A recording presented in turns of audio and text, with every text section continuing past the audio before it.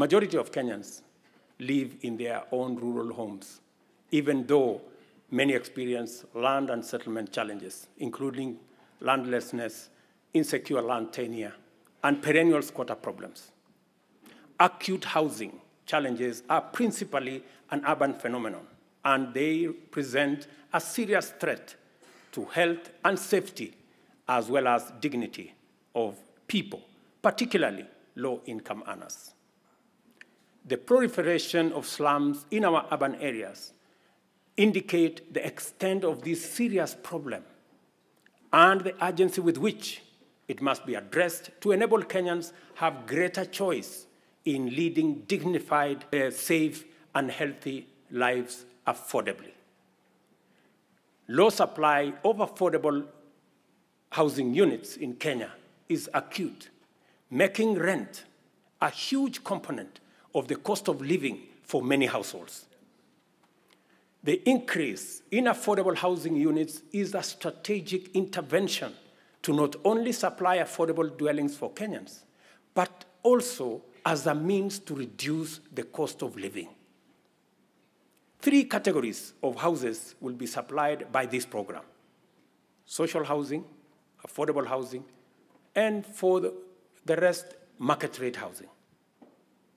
Interest on financing is where we intend to make the big difference. Interest at the moment, as all of us know in this House, is at almost 18%. But under this program, all interest should be or will be at single digit. For social housing, the interest will be at 3%. You know, honorable members, that we all get 3%. So even the people in the social space, they also deserve to get 3%. Those in the affordable housing space will get 6%, and 9% for the people in the market category. The affordable housing program has received tremendous support from county governments across Kenya. And I want to thank governors, and I know the chair of the Council of Governors is here, through her, all governors who have worked with us to make sure that this program becomes a reality. The construction of 46,792 units in various parts of Kenya is already underway, while another 40,000 are ready to commence in a couple of weeks. 50,000 Kenyans are working. People who were previously unemployed, they are now engaged directly and indirectly in this enterprise.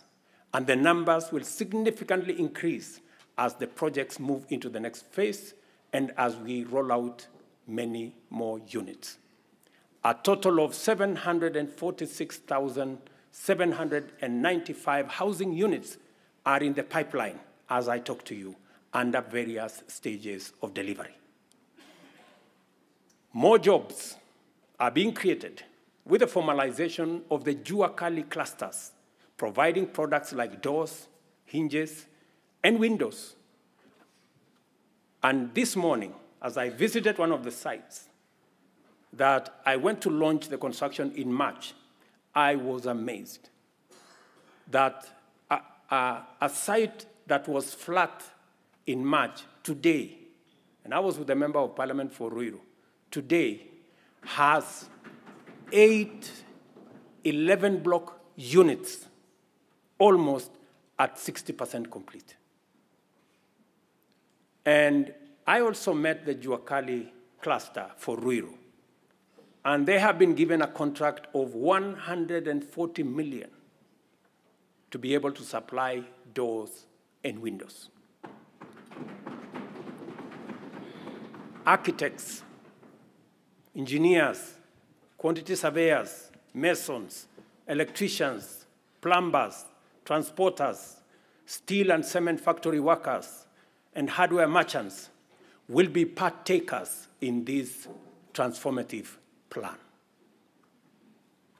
I spoke to Moses today at the site in Ruto, an electrician, and he told me out of the 1,700 workers in the site today, he was in charge of 114 electricians who were engaged in that site. And he asked me, Mr. President, make sure the next site is ready for us, because we will finish this ahead of time.